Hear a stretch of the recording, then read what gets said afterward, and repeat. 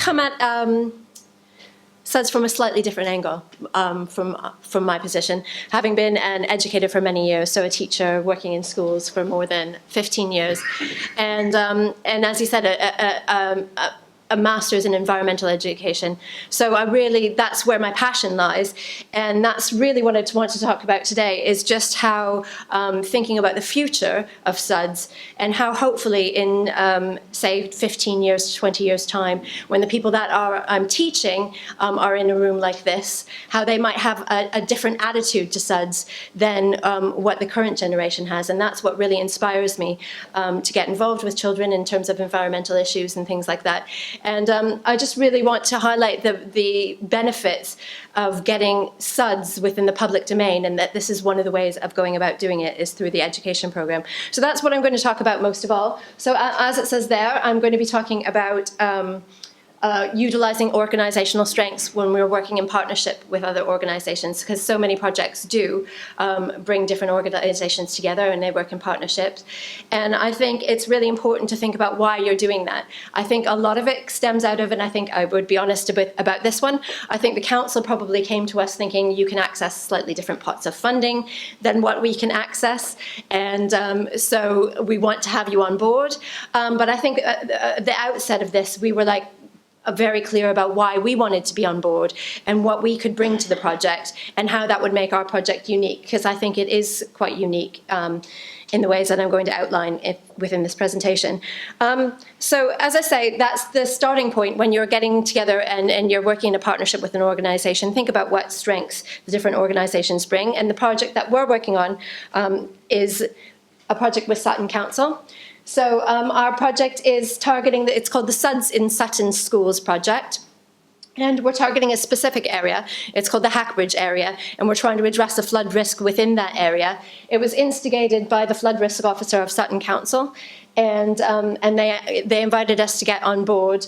As I say, primarily probably because as a charitable organization we can access funds that local authorities can't necessarily access, but also because we do have various skills and things that we can bring to the project.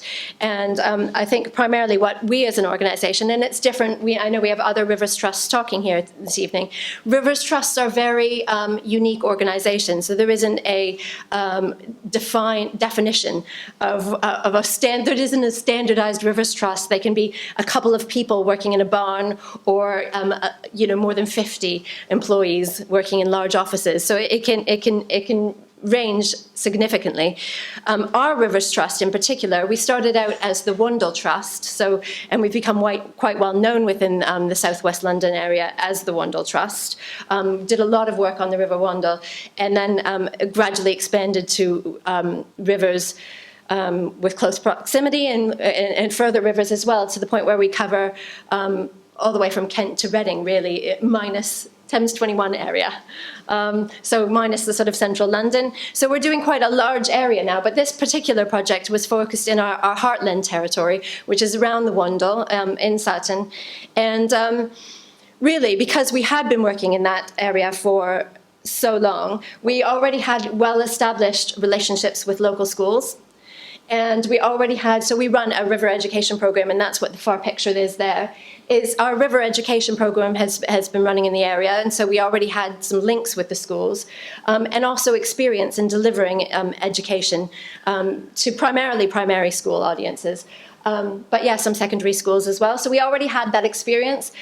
We already had a lot of community support, and so we run regular cleanups, for example, on the River Wandle. So this is something that happens monthly, and we often get too many people. We get 70+ people coming up to these cleanups, and we have to actually worry about where we're going to put them, because where we're going to run the cleanups, and whether we'll have enough rubbish.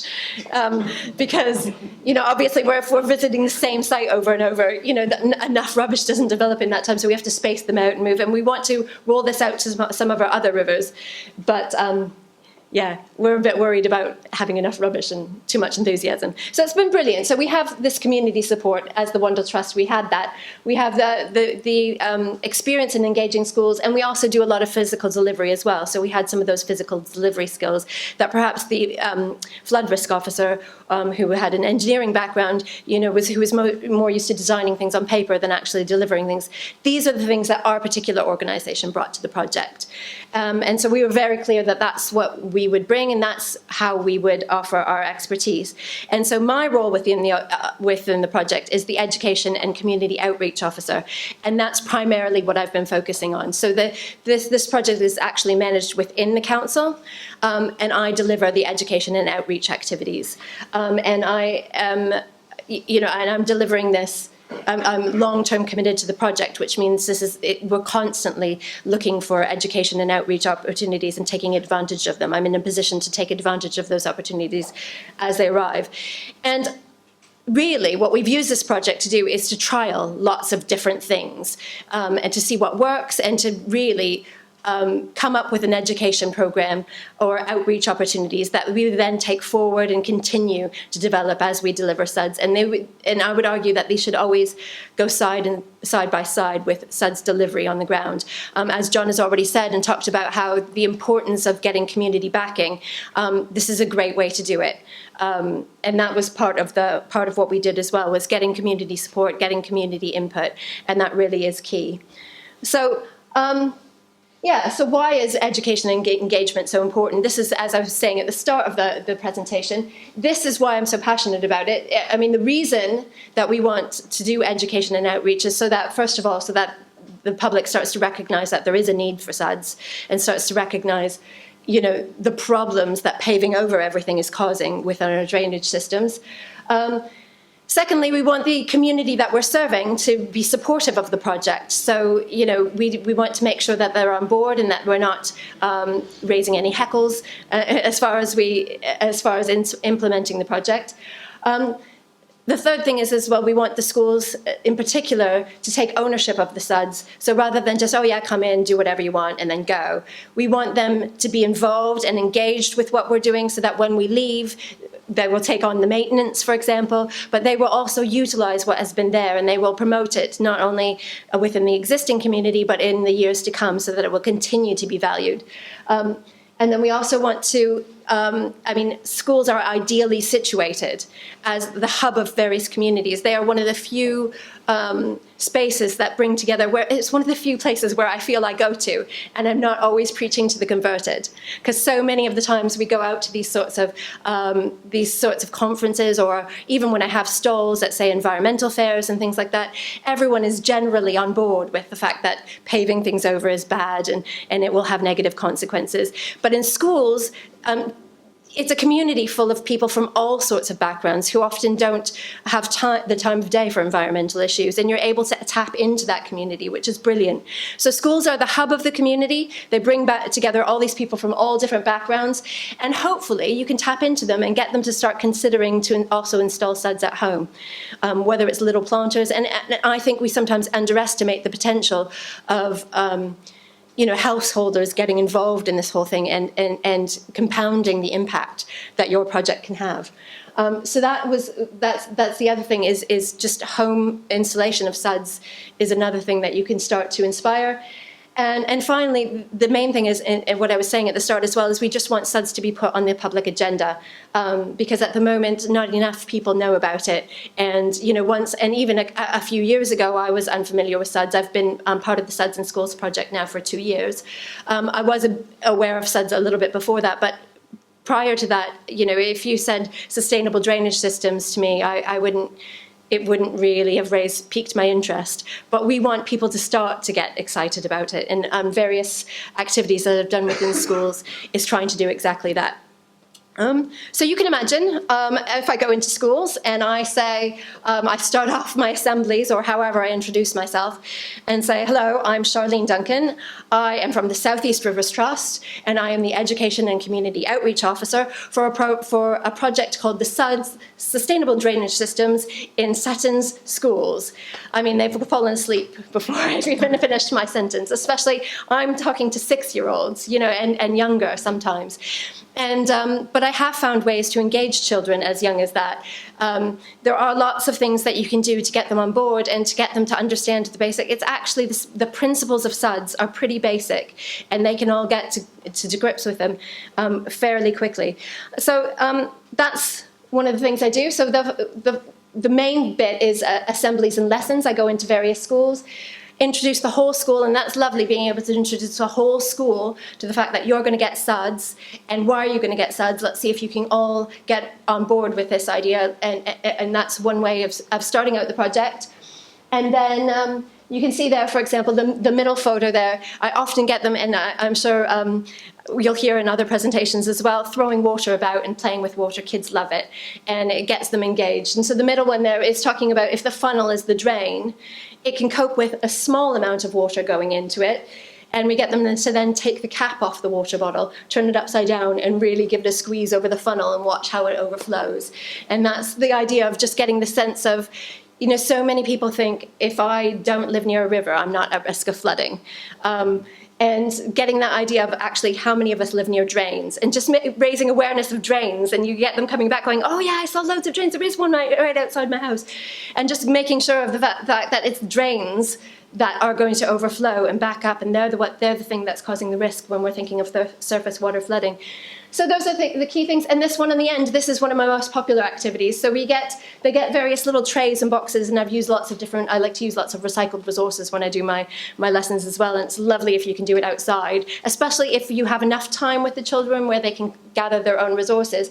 This is about filling a tray with permeable material, so soil and compost and things like that, and then creating a little natural landscape within their tray. So they might make, and I have various resources for creating different habitats. You can make a meadow, you can make a woods, you know, add little sticks, and they even make little plasticine animals to go in it. They spend ages making the little natural landscape, and then you come along with a slate tile and go, okay, now what happens when we pave it over? And they can pour their water on their little natural landscape, watch how it soaks in, watch how they can put little caps in to be like little ponds, and see how it pools, and it creates, and it helps all these habitats. It soaks into the soil, and then the moment that you have to pave over it, you have to get rid of all the trees that you've put in, you have to get rid of the homes for all those animals, and now can the rainwater get into that soil? And that really hits home from a very young age. They can really get on board with SuDS. So that's quite often how I introduce things. And then once you've got them understanding the principles of SuDS, I think it's important, as John was saying, to get input on the schemes. And I've done various ways of getting input. So we get children to draw sort of ideas as to what they want included in their SuDS schemes. We take the SuDS plans, and I'll have them at summer fairs. I might have them on the school gate at a table, getting all passers-by to just go, oh, I like this about it, I don't like this. This is the no-go. You can't remove this from it. You can't put trees there. And there is a lot of problems with that. I think our project did anticipate that at one stage, I think for one of the sites, it anticipated we might be able to attenuate as much as 90% of the water from the site. And then you come to the site and you realize how busy they are and how ambitious of a target that can be, because actually sites, you know, schools are very busy, and you can't just put trees in the middle of their running track, for example. You know, there's lots of compromises that need to be made. So I think that's really important. So we had various ways of getting input on the designs and input on their wish list for the project before we went ahead. So that it was another major part of our my outreach that I've done. And then within the schools as well, we had lots of special projects. And so these are two of the special projects we've done. So on the left, we had them building Lego houses. And the kids had to build one that has a grey, boring house that is just complete paving and no green around it at all. And the one on the right is has SuDS. And it's got sort of, this is a swale like filled with sponges. This is meant to be sort of a rain garden or a wetland area. There's a little rain garden planter there, and you've got the A green roof is on there. And so lots of different sponges have been put on the Lego model. And it actually works. And so it's really, this has been brilliant because, and both these projects have engaged the pupils and really got them to deeply understand the principles of SuDS and what it looks like. But it's also something that I can then take with me. And so those Lego models are quite often on a stall with me when I'm at public events. So I go to public events and have stalls.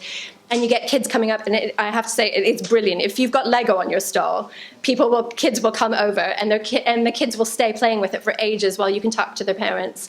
And you could give them as many leaflets as you want and really engage it allows for much deeper engagement. And so the idea is that you can pour the water on and see how all the sponges soak up the water, and it pours off the one on the left-hand side and just pools, and they can see that difference. And then the one on the right here is we had an artist come in, and initially we thought this project was going to just work with the school council, which was 20 children, and then the school said, oh, you've already done lots of work with our school council, why don't you work with year 3, which meant 120 children instead.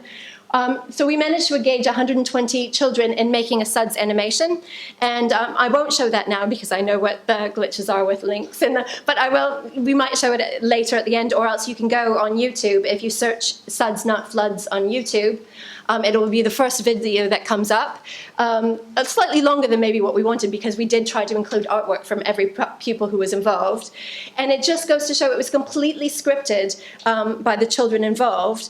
And they after having done a range of SuDS lessons with me and things like that, they were just saying things like, if we pave over everything, too much rain rushes to the drain. Rain rushing to the drains will cause floods. We need to capture this rain. Lots of things. So they really got to grips with the principles of it. And most importantly as well, they were taking those messages home and bringing it to a really wide audience. And so as well as these special projects in school, I also did, as I said, this just gave me the chance to trial lots of different things. So I got to trial both these things, and then I also got to do lots of workshops and things with the community, so involving the wider community in the SuDS. So we've got on the top left there, we've had invited some local school children. We put a rain garden. Our first step for this project was to put a rain garden in outside the council offices, and we invited children to help with the planting of that one first of all. And then once they had SuDS installed in their own school, we got some of the children involved with the planting in their school, and they just love getting dirty as well as getting wet. They just love getting their hands dirty as well, and they really enjoyed the planting days. And you don't just have to involve the children, you can also open it up to the wider community. As I said, schools are ideally situated to target the wider audience, and so we also had a range of rain workshops and, as I said, stalls at various events to target the wider community. These images here are from some rain garden planter workshops. So I think, a rain garden planter is something. I had a lot of people who, when I was doing stalls like this one here at community events, who were very supportive of the idea of SuDS. And they go, oh yeah, well, I have a garden, so I'm all fine. And not recognizing that, well, what's happening to the water that's landing on your roof, or, how much of your garden is permeable and things like that. And they weren't really motivated to do anything because they didn't really understand what the next steps could be. And so I started doing some rain garden planter workshops because I thought, okay, water butts, they could kind of get on board with water butts, and that's not too difficult for most people to grasp. And there's enough online YouTube videos and things like that people can install that. But just rain garden planters was kind of that area where it's just maybe a little bit more tricky than do it yourself. They might have wanted a bit of guidance. So I did some workshops where we put them together, and we saw how you could use different kinds of materials. And those worked really well. So we had really good attendance from the local communities, and then we put some of them in one of the schools as well that we worked with. So yeah, I just wanted to talk. So often we talk about things like water quality, and that's a really great way of measuring the success of a SuDS project. And our project is the same. That a lot of our funding did come from alleviating flood risk. But then what we brought as an organization, the Southeast Rivers Trust, we didn't have specific targets on it, but our objective was always the wider community engagement. And within sort of that community engagement, field, I guess, there is this kind of a standard kind of pyramid, or you see this pyramid in various iterations about how community engagement is so often based on numbers, and how numbers alone don't really mean that much. When engagement can be it can be more deeply, it can be deeper engagement or more light-hearted, depending on the type of engagement. So this just represents what we've achieved in this project. So we raised awareness, I would say, amongst 2,680 pupils. That's just delivering an assembly, or just having a stall at an event where you have a brief interaction, and then a deeper understanding that was like ongoing lessons and things like that. And talks, where I've given a number of talks, those are the numbers, and then participation, where they're actually getting involved in planting, or else, putting together planters and that sorts of things, just provides deeper level of engagement, and then even more where they're starting to actually do special projects and things like that. So we had all this different level of engagement that we managed to fulfill. You can see we didn't quite hit the leadership bit yet, so that's part of what I would say would be our next steps.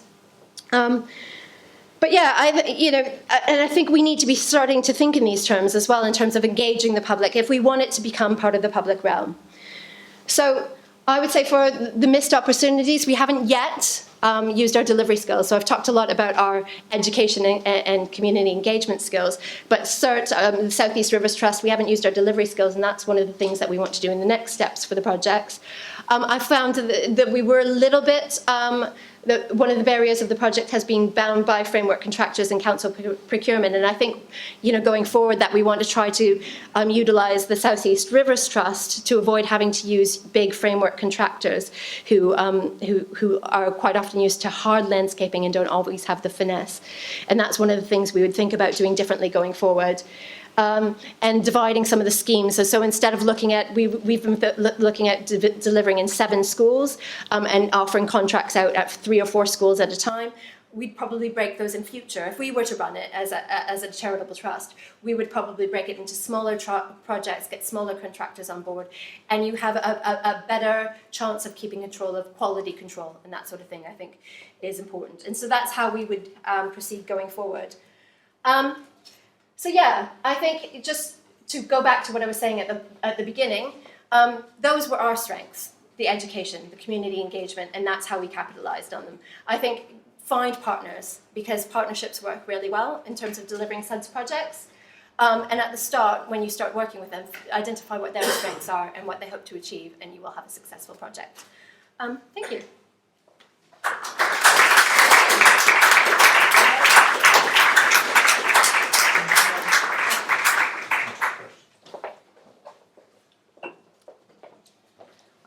Any questions that are burning at the moment?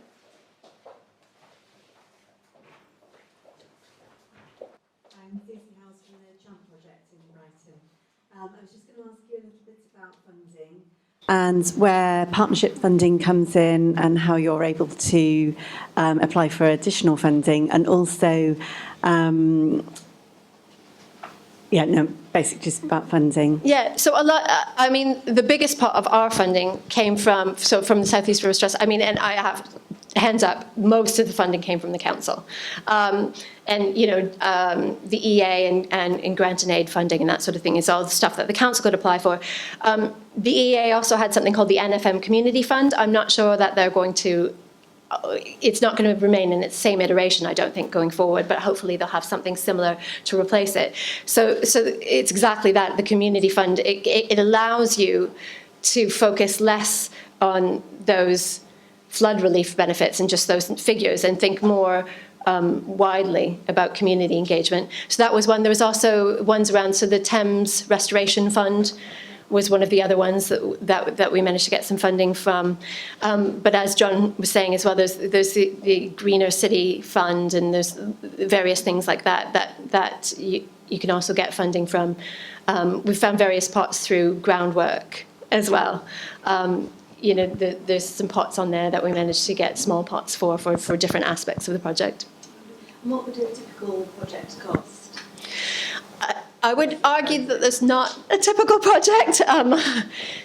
We've been and it's been a learning curve as it goes as well. So we've delivered one rain garden, we've delivered a SUD schema at our offices, and we've delivered 2 in schools so far. And we're halfway through. Well, we're at the design phase. The problem with working SUDs in schools is you only have a small window when construction can happen. Yeah. So Charlene and I work together on producing a guidance document for GLA on Sutton schools. So I can circulate that when it goes out there, and that talks about some of the whats, the whys, and also there's a number of case studies there that gives you a range of costs and how it gets delivered. But some of Charlene's stuff has been amazing in terms of that video. So we will definitely send you a link to that video because that was really great. Yeah. So and just the level of engagement at the school has been really phenomenal. So. Yeah, thank you. Has the education work eased the delivery process? Yes. I think there have been issues as well with, because there is that small construction window, we managed to miss the first summer. We didn't quite get, and so then we had to keep them on board, which gave me the chance to trial lots of more things. But to maintain that enthusiasm, it was key to kind of maintain that enthusiasm as things progressed. But also, just seeing people who just were completely unfamiliar with, people who pave over the front gardens to just turn them into car parks, starting to consider putting at least a planter in. It's been really heartening. It's been good.